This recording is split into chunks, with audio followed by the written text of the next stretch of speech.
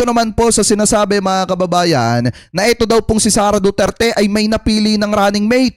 At yung running mate daw po niya pagdating ng 2028, yan daw po ang maniningil at magpapapanagot dun daw po sa lahat ng kurap. So ngayon ito, pakinggan natin at kilalanin natin kung sino nga ba yung posibleng running mate na yun ni Sara Duterte. Ni Vice President Sara Duterte na may napili na raw siyang running mate. Sa kinumpirma ni Vice President Sara Duterte na may napili na raw siyang running mate sa 2028 elections. Hindi niya pinangalanan kung sino dahil hinihintay niya raw ang desisyon nito.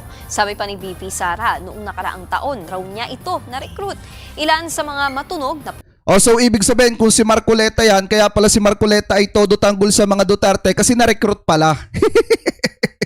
Kasi na-recruit pala mga kababayan at pinangakuan pala na gagawing vice-presidente. Ano po ni Sara Duterte. Kaya pala ganun na lamang katindi ang pagsang-ayon sa mga ginagawang aktibidad ng China dyan po sa West Philippine Sea. Kasi napangakuan naman pala. posibleng makatandem ng bise, sina Senator Amy Marcos, Bongo, Rodante Marcoleta, Robin Padilla at maging si Naga City Mayor Leni Robredo. Mga kapatid, Nikki Guzman po para sa ngayon, di ba may nabanggit itong si Sara. Ito yan. Ito mismo galing to sa Vox Populi mga kababayan ha. Kinikredit natin sa kanila yan. So ang purpose nito ay para himayin natin at gawan po natin ng reaction video. Ito pong video nila base sa mga sinabi ni Sara Duterte dito. Ito pakinggan natin. Tao na mas matindi pa ang dinaanan pero hindi mag-give up. Last question. Ito pakinggan nyo. Alam naman po natin bansa natin ngayon is polarized na masyado. At isang ang hesitant ng iba na parang baka pag nanalo kayo, maggagantihan lang. Kayo po ba isang magiging presidente na mag-unify sa ating bansa? O magiging vengeful? Oo. Wala kasi sa ugali ko yung pagiging vindictive at ano bang tawag dyan? Yung gumaganti. Di ba sabi mo Vice President Sara Duterte kapag may gumawa ng ano sa'yo, hindi mo makakalimutan yon kahit hanggang ilalim ng hukay. Sinabi mo yan sa isang talumpati mo. Pangalawa naman, di ba maliwanag na sinabi mo rin na lahat ng ginagawa sa'yo ay nakarecord na sa'yo.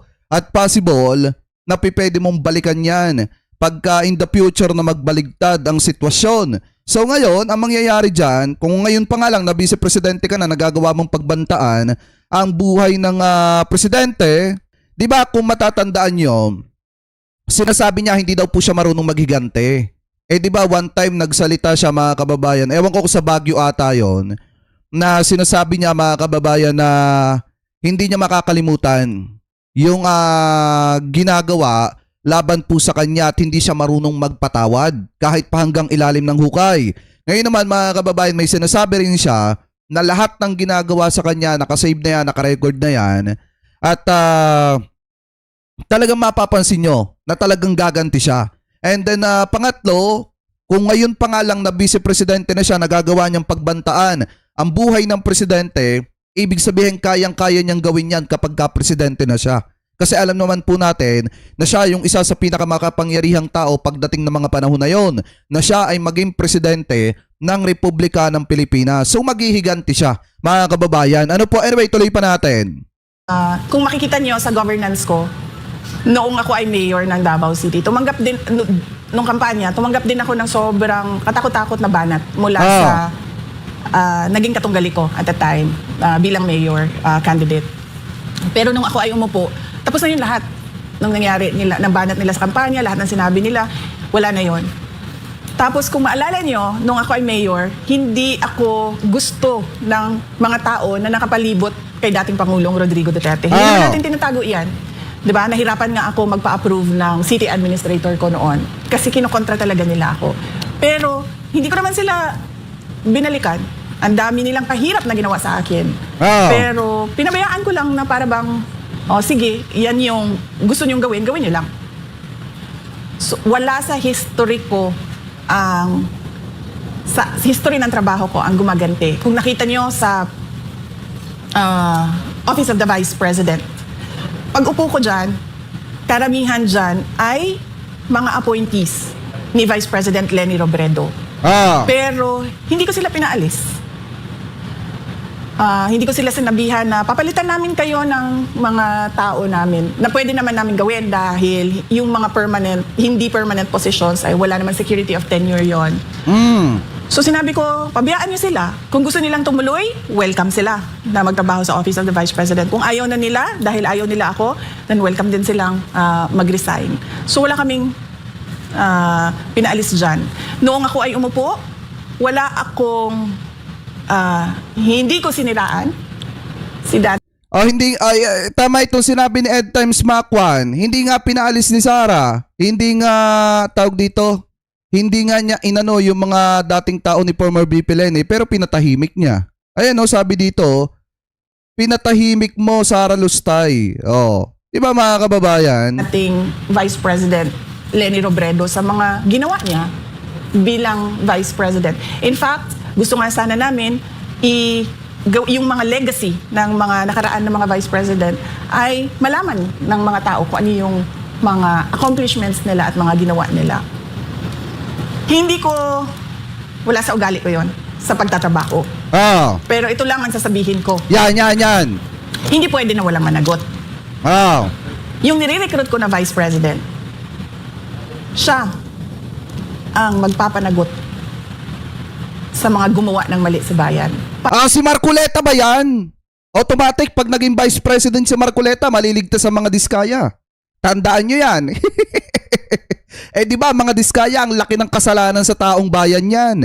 Di ba, mga kababayan? Yung mga diskaya, ang laki ng kasalanan sa taong bayan yan. Yung mga ghost project nila, yung mga palpak na proyekto nila, baka sabihin ng iba natin mga kababayan, lalo na yung mga DDZ, baka nakakalimutan nyo yun. Ngayon mga kababayan, sino ba ang nag-aabu-abugaduhan sa mga diskaya? Kahit hindi ko naman sabihin yung pangalan dito, alam kong kilala nyo na kung sino. Para ako, nakatutok ako sa trabaho ng presidente. Grabe, no? Naging bala ko doon Kita nyo mga kababayan, kita nyo. Halatang inuuto na lang si Sara Duterte ng mga vlogger niya. Pinagtatawanan siya mga kababayan. Anyway, tuloy pa natin. May clue tayo May clue ka? Oo, mukhang alam ko na. Pero alam mo kung naniniwala ako na mananalo si VP. Tama. Tama mga kababayan. Tingnan nyo pong mabuti. Pinagtatawanan na lang doon dalawang vlogger ni Sara Duterte si Sara Duterte. Bilang presidente, kasi marami ng revelations kay Pastor na maraming beses niya actually mas maraming beses daw niyang napanaginipan na si VP magiging presidente kaysa kay PRRD. So again, VP, salamat po sa inyong pagpaunlak sa aming imbitasyon and it's a great honor and opportunity na alam namin hindi kayo nagpapa-interview pero nagtiwala kayo sa Vox Populi and sa Banateros. So thank you very much, madam. And good luck po sa inyong pagtakbo bilang presidente sa 2028. Salamat po, ma'am. At sana, kahit presidente na kayo, ma-interview namin kayo. Salamat po. Ito yung huli natin. Kasi kung meron kayong ibang content, labas sa declaration speech ko, ay mag-schedule tayo ng iba pang ano. Ayan. So ngayon mga kababayan, di ba binanggit niya yung napili niya o yung nire-recruit niya na vice presidente, yan daw po yung magpapapanagot. Doon daw po sa mga kurap na sangkot sa mga anomalya. Yan po yung sabi ni Vice President Sara Duterte. Ngayon mga kababayan, ito. Kasi nagpiling etong si Attorney Trixie Cruz Angeles na si Marcoleta daw mga kababayan yung nabanggit. Kasi yung R daw tapos M. Ibig sabihin, Rodante Marcoleta. Ano po yung initial na pangalan? Ngayon mga kababayan, ito pakinggan nyo. Nababanggit yung pangalan ninyo bilang possible running mate ni VP. Okay, kita nyo paano tawag dito? Pa-humble pa si Marcoleta dito. Inday, sa 2028, ano sa tingin ninyo? Ako naman, Attorney Tracy. Gano? Alam mo ba naman? Ano sa... I am only a 7-month Senator of the Republic. You might be, CPRD. parang pinakakain mo ako ng solid na Alam mo, infant pa ako Solid ba pakakain mo sa infant? Sir, CPRD nga mayor, naging presidente.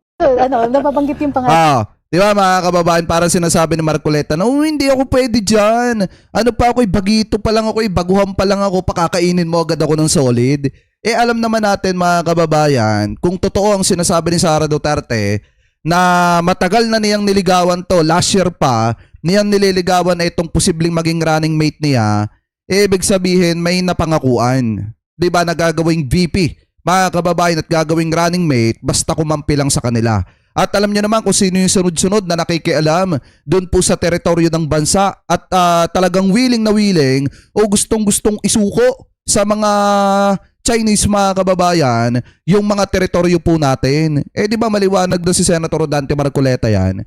Tapos kung mapapansin nyo, mga kababayan, nag-courtesy call din sa kanya yung Chinese ambassador dito sa Pilipinas at kinausap niya, and then buhat noon, talagang halos sunod-sunod yung mga pagsabi niya. Bukod doon sa sinabi niya na katang-isip lang yung West Philippines, maliwanag din yung sinabi niya, mga kababayan, na isuko na lamang po yung Kalayaan Island Group. So possible nga, mga kababayan, na baka kaya ganyan si Senator Dante Marcoleta ay dahil nga baka na-recruit siya ni Sara Duterte na gagawing VP basta sumapi lang sa kanila. Ano po, basta sumuporta lang sa kanila. Kasi, mga kababayan, ito para sa akin, mahirap maging presidente si Sara Duterte kung nagagawa nga niyang ilaglag yung kanyang tatay, mga kababayan, dito po sa video na ito, kaya niya ring ilaglag ang mga kababayang Pilipino po natin. Eto, pakinggan yung mabuti to, mga kababayan, na mapabango lang talaga yung pangalan niya, talagang willing na willing niyang ilaglag yung kanyang tatay. Eto, i-play po natin. So, ang tanong nila is, bakit kailangan pa kaming maniwala sa'yo? Pinipresenta ko yung sarili ko bilang isa sa mga kandidato ng pagkapangulo ng Pilipinas. Ang pinanghahawakan ko, yung mga nagawa ko sa Davao City. Noong ako ay mayor ng Davao City, sinabi ko sa sarili ko na dapat sa pag-alis ko dito sa posisyon ko bilang mayor, mas maganda yung Davao City kesa paano siya iniwan noong sinundan ko na mayor. Ganun yung mindset ko noon. Dapat pag-alis ko, mas maganda yung Davao. Ano yung sinasabi dito, mga kababayan? So, ibig sabihin pala, nung mga panahon na ang mayor ay tatay ni Sara Duterte, na si dating Pangulong Rodrigo Duterte, hindi po maganda ang Davao City. Ibig sabihin, maraming problema ang Davao City, pangit ang Davao City, palpak ang Davao City. Yan yung gusto niyang ipano dyan, ipahiwatig, mga kababayan. At ang gusto niyang palabasin dito, na nung siya ang napaupo ng mayor ng Davao City, at nung iniwanan niya yung Davao City, naging maganda ang Davao City, mga kababayan, kumpara sa mga panahon na ang kanyang tatay ang namuno dyan at nakaupo dyan. Ganyan po ilaglag ni Vice President yung kanyang tatay. Pag-alis ko, natapos namin yung problema sa insurgency. Na-declare kami na insurgency-free Davao City. And hindi nangyari yun, ilang dekada sa Davao City. Grabe! 1980s, 1990s. Ibig sabihin pala, mga kababayan, nung panahon pala ni Digunggong, magulo pala ang Davao City. Kasi yun yung gustong palabasin po ni Sara Duterte dito, na nung siya ang naging mayor ng Davao City, nalinis niya yung mga kaguluhan dyan po sa Davao City. Kasi nung panahon na ang kanyang tatay yung nakaupo dyan, talagang sabi niya ilang dekada na daw na problema yan, yung kaguluhan. Pero nung siya daw po ang napaupo dyang mayor at bago niya lisanin yung pagiging mayor dyan sa Davao City, talagang natrabaho niya, naalis niya yung kaguluhan at naisaayos niya, mga kababayan. Biruin nyo, ang tinitira niya dito tatay niya. Hindi po kung sinong politiko. Ang tinitira niya dito, mga kababayan, tatay niya. Anyway, tuloy pa natin. Early 2000, always kilala ang Davao City, Paquibato District namin na stronghold ng mga NPA. Pero nung ako ay bumaba bilang mayor, insurgency-free, binayaran ko yung utang. Grabe, mga kababayan to. Grabe tong paglaglag kay Duterte. So meaning pala, noong panahon na si Duterte ang mayor, tama yung sinasabi ni Joe Masison. Si Duterte ang recruiter ng mga taong labas, mga kababayan. Kasi sabi niya, nung hindi pa siya ang mayor ng Davao City, pinamumugaran daw po ng mga taong labas yan. Sabi niya, mga kababayan, and then nung siya daw, mga kababayan, ang naging mayor, nalinis daw po niya yan. And then, bago siya umupong mayor, lubog na lubog daw sa utang ang Davao City. Pero siya daw ang nagbayad ng utang ng Davao City. Yun yung gusto po niyang ipamukha dyan. Na parang ang dating wala pong nagawang maganda yung tatay niya sa Davao City. Oh, yung mga didisit dyan, present ba kayo? Nakikinig ba kayo? Yung mga didisit dyan, present ba kayo? Nilalakihan nyo ba mga butas ng tenga nyo? Hindi ko sinasabi na kaya kong bayaran yung utang na ginawa ni BBM. Pero meron akong pagpaplano kung paano balansehin yung utang at yung income noong syudad. So pinanigurado ko na pagkatapos ng termino ko, mababayaran na lahat. Wala nang utang, wala nang mamanahin na utang yung susunod na mayor. Pinanigurado ko na 8th richest city ang Davao City bago ako umalis. Number 4 kami sa competitiveness sa buong bansa. Hindi madali yun ha, dahil nasa Mindanao kami. Usually kapag tumitingin ang mga negosyante pa sa Mindanao, parang wag dyan kasi unstable yung lugar na yan. Grabe Number to 4 mga kami, kababayan. sa competitiveness. At marami kaming iniwan na mga legacy projects sa Davao City bago ako umalis. Pinanghahawakan ko yun. Yan.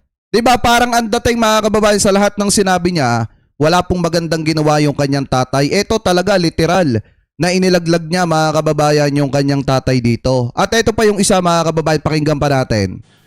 Kaya ba natin makarecover talaga? Ito. Ito mismo mga kababayan na bukod sa inilaglag niya yung kanyang tatay, umamin siya na hindi niya kakayanin mga kababayan na linisin at solusyonan ang problema ng bansa sa loob ng 6 na taon. Ibig sabihin sa madalit salita, umamin siya na hindi niya kaya maging presidente. In 6 years, hindi eh. To turn around a country, you need at least 30 years. So, dapat merong long-term na continuity. Yan. Long-term na plano, long-term na continuity na paniniguraduhin mo na yung susunod, hindi niya pababayaan, babaliktarin, o ibabasura yung nagawa nung nauna. Kasi yun yung sikreto ng pag-unlad eh. Kasi kulang ang 6 years para ayusin ang isang bansa. Minimum of 30 years. Nako! Siguro kung parang walang tulugan, wala ng 25 years. Ay di niya, baka hindi ka naabutin ng 25 years niya kung hindi ka matutulog. Kasi sabi niya, hindi daw niya kayang ayusin, hindi daw niya kakayaning, sa madaling salita, hindi daw niya kakayaning ayusin yung problema ng bansa sa loob ng 30 years mga kababayan. Sa loob ng 6 years, kinakailangan na bago maayos ang bansa, tumagal ng 30 years mga kababayan. Ibig sabihin, gusto niyang maging presidente ng 30 years. Or kaya naman kung hindi na siya yung mga kamag-anak niya. Ngayon mga kababayan, ang isa pa dito, kahit kung wala na daw tulugan, aabutin pa ng 25 years. Ang tanong, kapag hindi ka natulog, sa loob ng mga taon na yon, aabutin ka pa kaya ng 25 years? Yan ang tanong dyan mga kababayan. So ngayon, kung si Sara Duterte, 30 years bago maayos ang Pilipinas, si PBBM sa loob ng 3 taon mga kababayan, kita nyo, ang dami nang nagawa.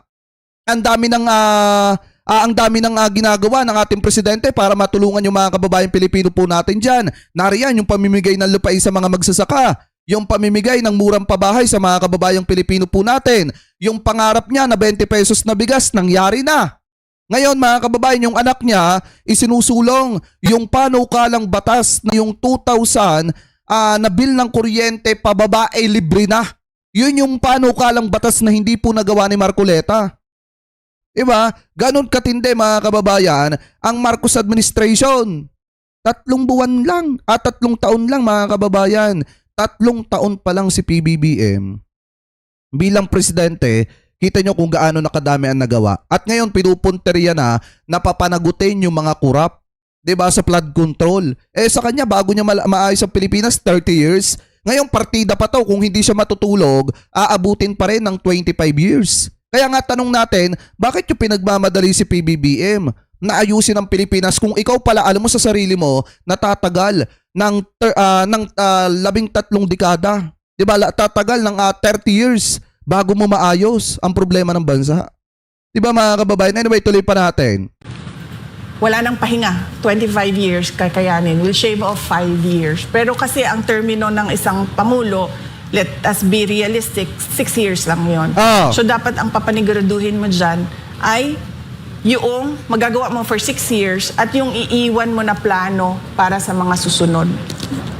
Maganda siguro kung naging tuloy-tuloy si Marcos noon. Konti na lang ang bubunuin nyo. Hindi, Pero dahil- ganito kasi mga kababayan, yung mga build naman ni Duterte, pinagpapatuloy naman niya ng Marcos administration. Ang hindi lang talaga itinuloy ni PBBM ay yung plastic na pakikipaglaban sa ipinagbabawal na bato ng Duterte administration.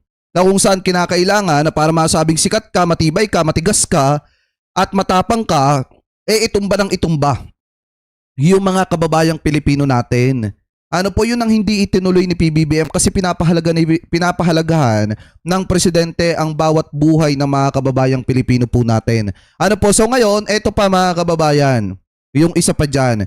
Kung mapapansin po ninyo, natanong po etong si Sara Duterte about po mga kababayan, dito po sa kanyang plano. Ano po kung paano aayusin o lilinisin ang korupsyon dito po sa ating bansa. Pakinggan nyo mukhang naglo-loading eh. Ano ang magiging solusyon ninyo kung sakaling kayo maging Pangulo sa issue ng korupsyon? Unang-una, ano talaga yan yung kamay na bakal Nako!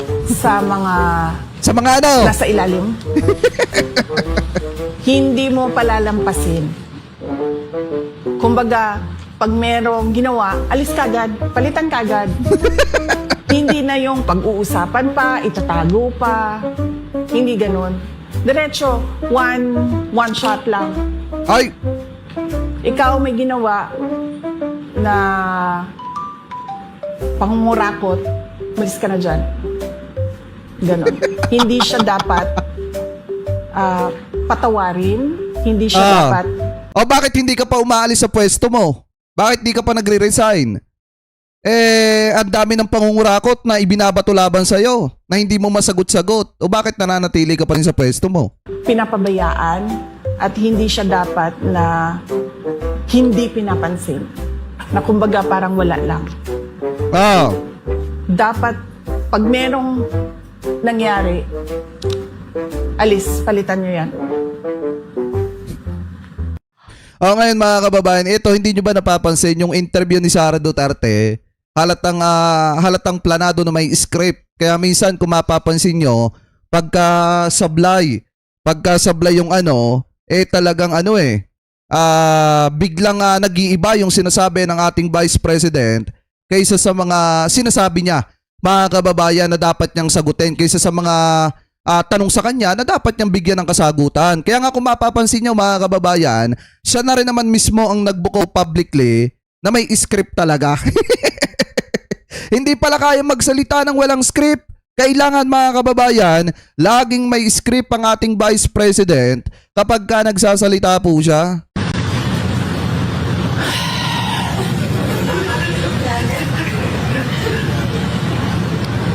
Kasi wala naman yan sa listahan. So after years of being absent and frankly absent-minded, bilang Vice President, biglang nag-announce si VP Pionatic Sara Duterte ng ambisyong tumakbo bilang President sa 2028. Ako si Sara Duterte. Tatakbo bilang Pangulo ng Pilipinas. And that's 2 years from now. Super aga, di ba? Sabi nila, ako daw ay krung-krung. Ako daw ay baliw. Apart from what both critics and die-hard loyalists call strategy, baka na-bored lang ang Gaga at gustong magbisi-bisihan. Kaya ngayon, to hit the campaign trail, syempre doon siya nagsimula sa friendly territory, which is the allegedly China-funded SMNI, sa isang programang hitik sa mga kilalang DDS trolls at fake news peddlers. Isang political question po ito, madalas itanong ito. Yan, So yan. heto na nga, napadaan lang sa FYP natin ang clip na ito at within seconds may isang eksena na agad nakakuha ng attention natin. Something most people probably ignored. Pero bago tayo pumunta roon, what's with the black color and the very sad dark motif? Pati vibe parang may patay at may pa-funeral lighting pa. At kasama dyan sa dark at malungkot na motif na yan ang dalawang galunggong na nagmukhang patay gutom na ass lickers sa kanilang sariling show. Meron na po ba kayong napupuso ang Vice President? At eto na nga si Bayad Bay na napakalumanay magsalita na akala mo isang engkanto ang kausap niya. At bakit kailangang may script at may papel pang hawak ang mga bobo? Well, that makes sense since sobrang bobo rin ang tanong niya. Pero si Fiona may pa-deep breathing pa na akala mo napakahirap ng tanong.